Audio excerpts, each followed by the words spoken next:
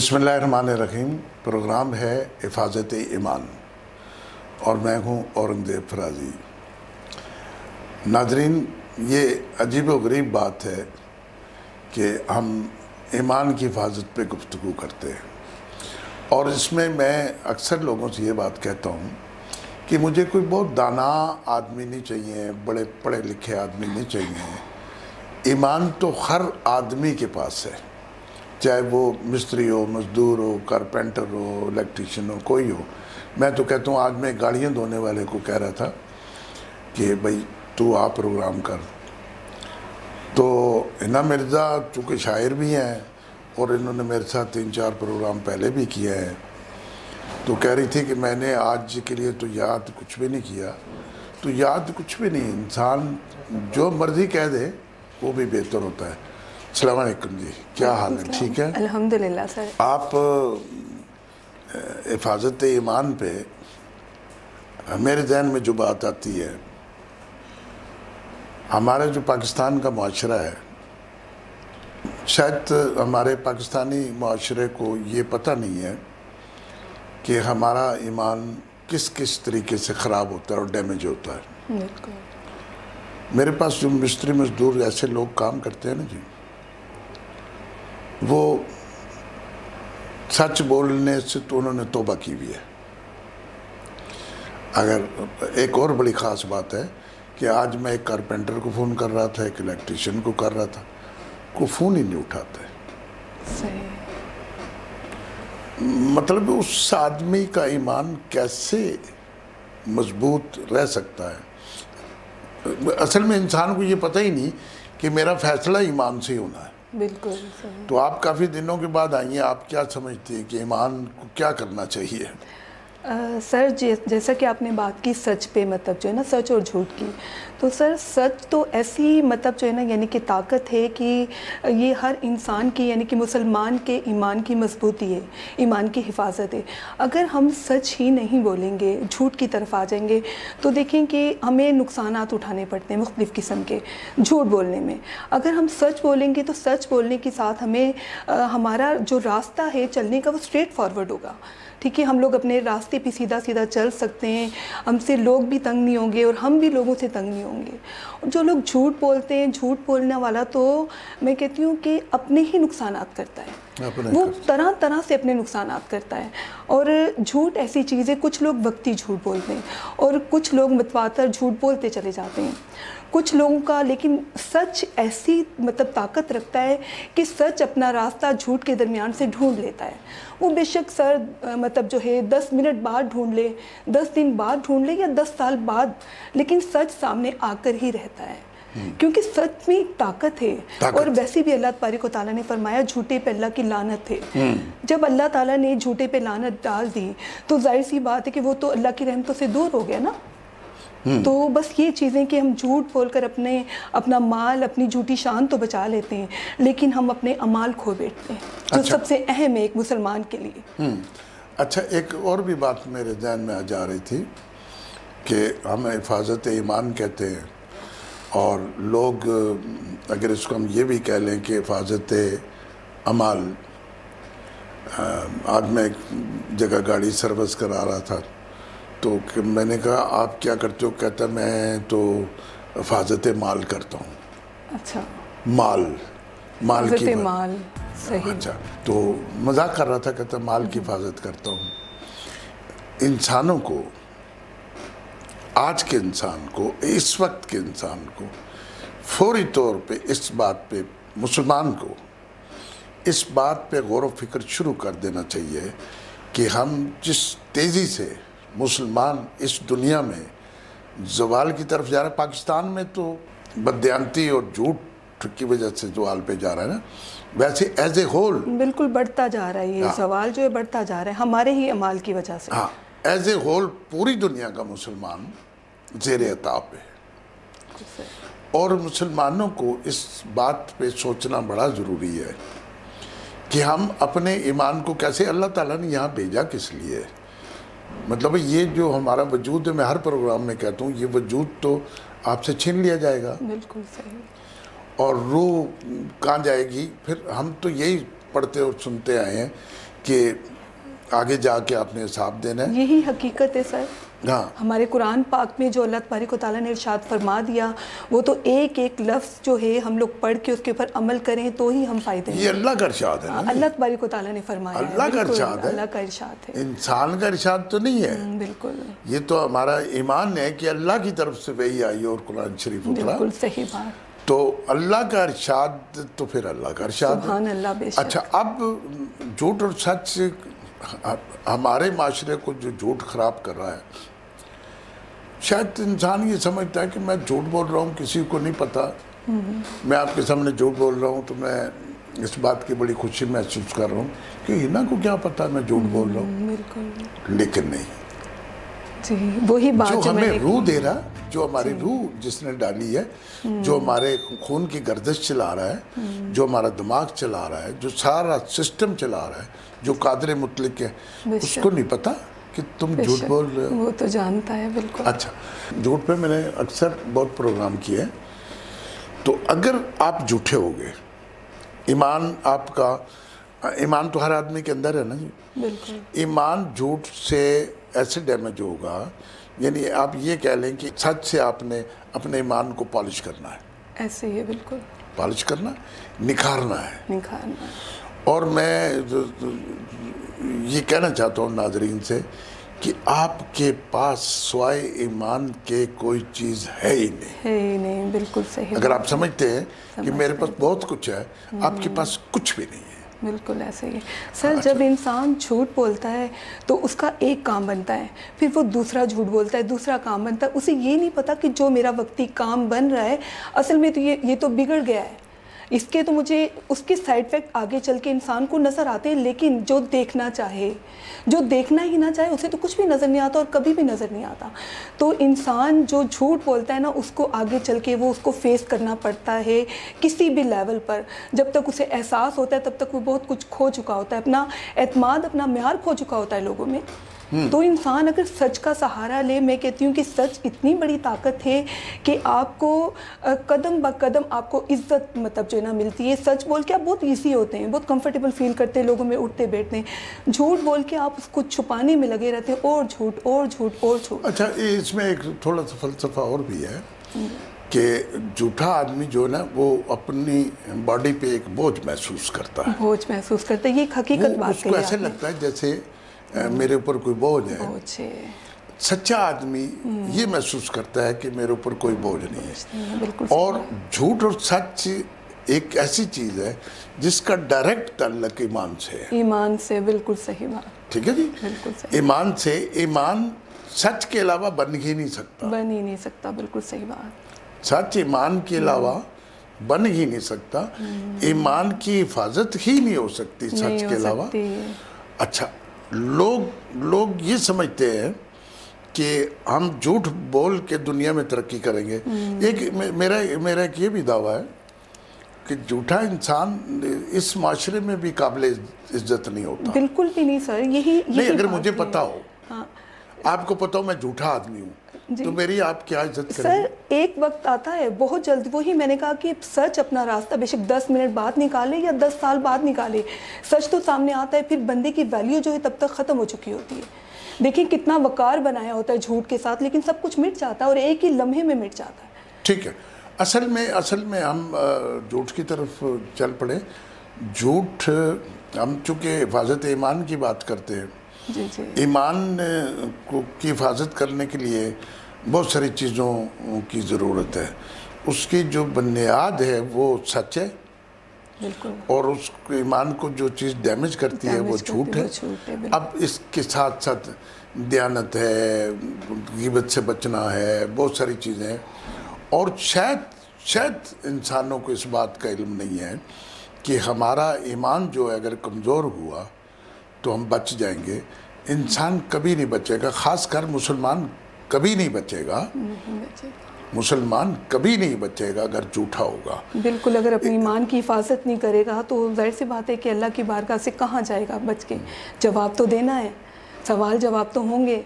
تو پھر دیکھیں کہ مطلب تب بھی سب کچھ عیاں ہونا ہے. اور اس دنیا میں بھی جھوٹ جو ہے میں نے بتایا جیسے کہ سچ اپنا راستہ نکال لیتا ہے اور جھوٹا جو ہے وہ ذلیل و رسوا ہوتا ہے.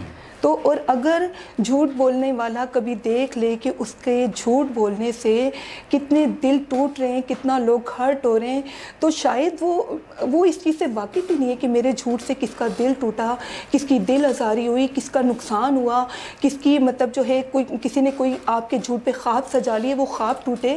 تو یہ چیز دیکھیں کہ اگر یہ ایک انسان کو, مسلمان کو پتہ چل جائے کہ میرے جھوٹ سے اتنے بڑے بڑے نقصانات ہو رہے ہیں, تو میرا نہیں خیال کہ پھر بھی کچھ نہ کچھ مسلمان ہے نا, کہیں نہ کہیں ہمارا ایمان لرزتا ہے کہ ہمیں آواز دیتا ہے کہ آپ مطلب پھر انسان دیکھیں کہ اپنے آپ میں کیسی ندامت محسوس کرتا ہے. لیکن میں کہتی ہوں انسان اپنا محاسبہ کرے, اپنے اندر سے ان چیزوں کو ڈھونڈے, ہم کہاں غلط ہیں, کہاں ہم جھوٹ بولنے اور جھوٹ بولنے کا ہمارا کیا نقصان ہو رہا ہے, سچ بولنے سے ہمیں کیا فائدے ہیں. یہ چیز جب انسان اپنا محاسبہ کرتا ہے تو یہ چیزیں انسان کو اپنے اندر ملتی ہیں. تو جب یہ چیزیں ملتی ہیں پھر وہی بات جو آپ کہہ رہے ہیں کہ حفاظت ایمان مطلب جو ہے سچ جو ہے وہ پالش کرتا ہے ایمان کو, تو یہی چیزیں نا پھر نکھارتی ہیں جو ہمارے ایمان کو نکھارتی ہیں, ہمارے ایمان کو مضبوطی دیتی ہیں. اچھا, یہ فلسفہ یوں ہے کہ انسان پر سچ بولنا کیوں لازم ہے؟ انسان پر سچ بولنا اس لیے لازم ہے کہ انسان بولتا ہے, انسان سوچتا ہے, اس کے پاس خود مختاری ہے, اس کے پاس طاقت ہے. ٹھیک ہے جی. اب میں نے کئی پروگراموں میں یہ کہا کہ حیوان جھوٹ نہیں بولتے. کیوں نہیں بولتے؟ کہ وہ بولتے ہی نہیں ہیں. بالکل. تو مطلب ہے اگر ہم اس عقل و شعور کے باوجود اگر جھوٹ بولتے ہیں تو پھر ہم سے تو یہ حیوان بہتر ہیں جو بولتے ہی نہیں. اور یہ اپنا میسج دیتے ہیں. اب ایک میں چھوٹی سی بات آپ کو بتاؤں. میں ایک جگہ پہ ایک گھر بنا رہا تھا, تو وہ ایک دو پرندے ہوتے ہیں جس کو پتہ نہیں اس کا نام تو کچھ اور ہوگا, ہم اس کو وہ ٹٹیری کہتے ہیں, ٹیں ٹیں کرتے اڑتے ہیں, اور وہ اپنے بچے انڈے گراؤنڈ کے اندر بناتے ہیں. اس میں ایک جگہ بنا لیتے ہیں, اس میں سوراخ میں, گھاس کے بیچ میں, جھاڑی کے بیچ میں, وہاں ان کے بچے انڈوں میں سے نکلتے ہیں. اچھا, میں نے سامنے گراؤنڈ تھا تو میں نے اکثر دیکھا, تو مجھے ایک مستری نے کہا یہ جو دونوں پرندے اڑتے ہیں نا, ان کے ادھر بچے ہیں. اچھا, ان کے ادھر بچے ہیں. اچھا, میں نے کہا یار مجھے کبھی نظر نہیں آئے. بھاگتے بہت تیز ہیں, اڑنا تو ابھی ان کو آتا نہیں, پرشر نکلے بھاگتے. تو میں نے کہا اچھا یہ جب کوئی ایک دن میں نے دیکھا کہ کتے کا بچہ ادھر سے آ رہا تھا, تو وہ دونوں پرندے شور ڈال رہے تھے. وہ کہہ رہے تھے کہ دیکھو ایک ظالم جانور آ رہا ہے, تم چھپ جاؤ چھپ جاؤ چھپ جاؤ. تو میں نے کہا یہ گفتگو کر رہا ہے, یہ سمجھا رہا ہے. اچھا, میں نے اپنے لڑکے کو اس کو کہا کہ بھیا اس کا ایک بچہ پکڑنا ہے ان پرندوں کا. وہ گیا, اس نے ایک اس کو نظر آیا تو بھاگ کے اس نے ایک بچے کو پکڑ لیا, تو وہ لا کے اس نے مجھے دے دیا. اب آپ نے یقین کرنا ہے سچ اور جھوٹ کیا ہوتا ہے. بچے کو میں نے یاد رکھا, اتنا سا بچہ ہوگا, پر شر نکلے ہوئے تھے, ٹانگے, وہ بڑا فاسٹ بھاگتا تھا. میں نے یاد رکھ لیا, وہ بے ہوش ہو گیا. اچھا, اب بے ہوش کیسے ہو گیا؟ اس کی ماں اور باپ اڑتے ہوئے کہہ رہے تھا کہ بھئی یہ جس ظالم آدمی نے تجھے پکڑا ہوا ہے نا, اس کے سامنے تو یہ بتا کہ میں مر گیا ہوں, تو بے ہوش ہو جا. اچھا, وہ اب بے ہوش ہے. میں نے اس کو کہا یار حنیف تھوڑا سا پانی تو لا, اس کو پانی پلائیں. یہ پتہ نہیں اب تو نے پکڑ لیا اس کو, یہ تو بیچارہ مر گیا. کہتا نہیں یہ مکر کر رہا ہے. میں نے کہا یہ مکر نہیں کر رہا ہے, اس کی ماں اس کو کہہ رہی ہے کہ تو ایسے ہو جا, تجھے یہ چھوڑ دے گا, ورنہ یہ تو. اب وہ تو انسان سے ڈرتے ہیں نا جی, انسان سے اس لیے ڈرتے ہیں کہ انسان جھوٹا ہے. اچھا, اب کیا ہوا کہ اس کو میں نے پانی منہ میں ڈالا ڈولا, کچھ نہیں, اس کو ہلا ہی نہیں, جیسے بالکل ڈیڈ ہو گیا. میں نے اس کو آگے کر کے گھاس پہ رکھ دیا. اب وہ دونوں ماں باپ اس کے اڑتے رہے. تو اب جب تھوڑی دیر گزر گئی, میں دور ذرا کرسی پہ بیٹھا تھا, آگے سڑک تھی, تو اس کی ماں نے کہا کہ بس اب تو ایک دم اٹھ کے بھاگ جا. اللہ اکبر. صحیح. اچھا, وہ بچہ اٹھا اور اتنی تیز بھاگا کہ میں کیا, میرا باپ بھی اس کو نہیں پکڑ سکتا. اللہ اکبر. وہ چلا گیا. تو میں نے اپنے مستری سے کہا یہ ہے سچ. یہ ہے سچ. بالکل صحیح. یہ ایک دوسرے کو اپنی زبان سمجھاتے ہیں، لیکن اللہ تعالیٰ نے ان کو انسانوں جیسا عقل اور شعور نہیں دیا، اس لیے یہ جھوٹ نہیں بول سکتے۔ اس نے ماں نے سمجھایا کہ تو ایسا کر لے، ایسا کر لے، ٹھیک ہے جی۔ تو کوئی پرندہ ایک دوسرے پرندے سے جھوٹ نہیں بولتا، کوئی حیوان دوسرے حیوان سے جھوٹ نہیں بولتا۔ پھر انسان تیرا کیا بنے گا، اس کا تو حساب بھی نہیں ہونا۔ صحیح بات۔ حضرت ابوبکر صدیق کہتے تھے پرندوں کو دیکھ کے، کاش میں یہ پرندہ ہوتا، کاش میں وہ پرندہ ہوتا۔ تو کسی نے پوچھا کیوں، آپ یہ کیوں کہتے ہیں؟ کہتے ہیں ان کا حساب نہیں ہوگا، ان کا حساب نہیں ہوگا، حساب نہیں ہوگا، ٹھیک ہے جی۔ تو ہمارا حساب ہونا ہے۔ بالکل۔ ہم نے اس دنیا میں جو سب سے زیادہ چیز بچانی ہے وہ ایمان ہے۔ اچھا، اس اور آپ کے ذہن میں کوئی بات آتی ہے تو کریں آپ۔ جھوٹ تو چلو جی، جھوٹ تو ایمان کو ڈیمیج کرتا ہے، ڈیمیج کرتا ہے، بالکل صحیح بات ہے۔ لوگ ہماری بات سے مطلب ہم کوئی اپنا کوئی فلسفہ تو نہیں جھاڑ رہے، بالکل بالکل، اور ہم یہ تو نہیں کہہ رہے کہ مبنی مطلب جو ہے کچھ چیزیں جو اللہ تبارک و تعالیٰ سے کی طرف سے ارشاد فرما دی گئی ہیں ان کے اوپر ظاہر سی بات ہے عمل کرنا مسلمان کا فرض ہے، کیونکہ ہمارے اللہ تبارک و تعالیٰ کا حکم ہے۔ تو اگر دیکھیں کہ سبحان اللہ، اللہ کا شکر الحمدللہ کہ ہم مسلمان ہیں، اللہ تبارک و تعالیٰ نے ہمیں مسلمان کے گھر مسلمان پیدا کیا۔ دیکھیں یہ کتنا بڑا احسان ہے اللہ تبارک و تعالیٰ کا ہم پر، کہ ہم مسلمانوں پر اور سب مسلمانوں پر، اور پھر اتنے بڑے احسان کے بعد ہم اللہ تبارک و تعالیٰ کی نافرمانی کریں تو ہم سے زیادہ ظالم کون جو اپنے اوپر خود ظلم کرتا ہے؟ انسان اپنے اوپر خود ظلم کرتا ہے۔ تو اللہ تبارک و تعالیٰ بڑا رحیم کریم ہے، بڑا غفور الرحیم ہے۔ تو مسلمان کو ہی اللہ تبارک و تعالیٰ نے فرمان مطلب جو ہے ان کو ہی فرمایا کہ آپ ایسے کریں، ایسے کریں، ایسے رہیں، مطلب جھوٹ سے بچیں، اور مطلب اللہ تبارک و تعالیٰ نے بہت ساری چیزوں کو مطلب صاف صاف بیان کر دیا اللہ تعالیٰ نے، اور ہم ہی استغفر اللہ نافرمانی میں لگے ہوئے۔ اچھا، ہم اصل میں مسلمان جو ہے نا یہ اعلیٰ قوم ہونے کی دعوے دار ہے، بس یہی سے جی بالکل۔ اگر ہم اعلیٰ قوم ہیں جی، ٹھیک ہے، دنیا کے اور مذہبوں میں بھی ہوگا کہ جھوٹ بری چیز ہے، فلاں بری چیز ہے، فلاں بری چیز ہے، لیکن ہمارے پاس تو وہ کتاب ہے، ہمارے پاس تو وہ کتاب ہے جو دنیا کی سب سے بڑی کتاب ہے، اور اللہ تعالیٰ کا سب سے بڑا فرمان ہے، سب سے بڑا فرمان ہے۔ اب اس میں ایک بات کرنے کے بعد پھر میں آپ سے نظم بھی، جی جی، کسی صحابی نے نبی کریم سے پوچھا کہ جھوٹوں کے متعلق آپ کیا فرماتے ہیں؟ تو آپ نے کہا جھوٹے ہم میں سے نہیں ہیں۔ جھوٹے ہم میں سے نہیں ہیں۔ تو ہم میں سے نہیں سے کیا مراد ہے؟ یعنی اب لوگوں کو شاید یہ میری بات بری لگے، ہم میں سے نہیں سے یہ مراد ہے کہ وہ مسلمان نہیں ہیں، اور مسلمان نہیں سے کیا مراد ہے کہ وہ کافر رہے، ٹھیک ہے جی۔ اب ایک فکرے کے اندر یہ سارا اسلام بند ہے، سارا دین بند ہے۔ تو انسان نے سچ بول کے، چونکہ ہم سچ کی طرف چل پڑے، تو انسان نے سچ بول کے اپنے ایمان کو بچانا ہے، اور آپ نے بچانا ہی صرف ایمان کو بچانا، جان کو نہیں بچانا۔ بالکل صحیح بات۔ دیکھیں جو لوگ بارڈروں پہ شہید ہو جاتے ہیں، ٹھیک ہے جی، انہوں نے جان کو نہیں بچایا، ایمان کو بچایا، ایمان کو بچایا تو شہید ہو گئے، تو پھر اللہ نے کہا شہید کبھی مرتا نہیں، تو انہوں نے کس کو بچایا؟ ایمان کو بچایا، جان کو نہیں بچایا، جان اللہ کی راہ میں قربان کر دی، اور پھر اللہ تبارک و تعالیٰ نے جو ان کے لیے اجر رکھا ہے سبحان اللہ، وہ دیکھیں ان کا مطلب انہوں نے اس اجر کو پا لیا۔ تو اگر ہم لوگ چلے شہادت کی طرف، ہماری اتنی حیثیت نہیں ہے، اتنی بڑی سوچ نہیں ہے، لیکن کم از کم ہم اپنے اٹھتے بیٹھتے چلتے پھرتے مطلب یہ دیکھیں سچ کا فائدہ ہی ہے، اچھے نیک کام کرنے کا فائدہ ہے، تو اور مطلب برائی کے اندر تو ہر قدم پہ آپ کو آگے چل کے بھرنا پڑتی ہے، نقصان اٹھانا پڑتا ہے۔ اچھا، اب آپ سے میں وہ نظم یا غزل کی بھی درخواست کروں گا۔ آخری بات یہ ہے کہ ہمارا ایک سانس مسلمان کا، ایک سانس مسلمان سے یہ مطالبہ کرتا ہے کہ تو اپنے دین کی، اپنے مذہب کی اور اپنے ایمان کی حفاظت میں پائیدار ہے کہ نہیں؟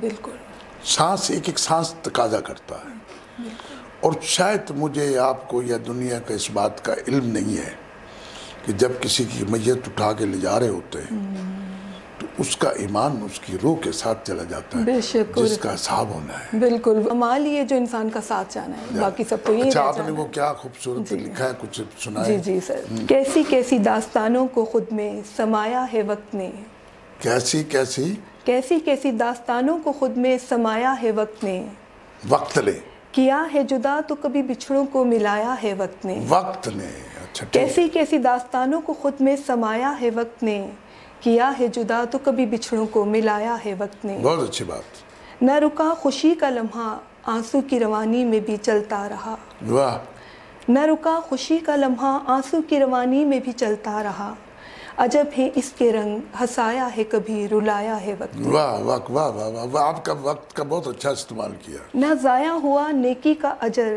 نہ بچ سکا گناہگار گرفت سے، واہ، نہ ضائع ہوا نیکی کا نیکی کا اجر، اجر، نہ بچ سکا گناہگار گرفت سے، گرفت سے، جو بھی کسی نے عمل کیا اسے دہرایا ہے وقت نے، واہ واہ واہ واہ، پھر سنائیں اس شعر نہ کو۔ ضائع ہوا نیکی کا اجر، نہ بچ سکا گناہگار گرفت سے، واہ جو بھی کسی نے عمل کیا اسے دہرایا ہے وقت نے، واہ واہ واہ، غرور نہ کر حسن پر، نہ کر تکبر اپنی بڑائی پر، واہ، غرور نہ کر حسن حسن پر، پر، نہ کر تکبر اپنی بڑائی پر، پر، اکڑ کے چلنے والوں کو ایک دن جھکایا ہے وقت نے، واہ واہ واہ واہ، ٹھیک ہے۔ نہیں رہتا کسی پر بھی وقت صدا ایک جیسا، بدل بدل کے حالات سب کو آزمایا ہے وقت نے، وقت لے، جس نے نہ سیکھی اپنے بڑوں سے وقت کی قدر و قیمت، ٹھیک ہے، جس نے نہ سیکھی اپنے بڑوں سے وقت کی قدر و قیمت، زمانے کی ٹھوکروں میں اسے گرا کے سکھایا ہے وقت نے، واہ،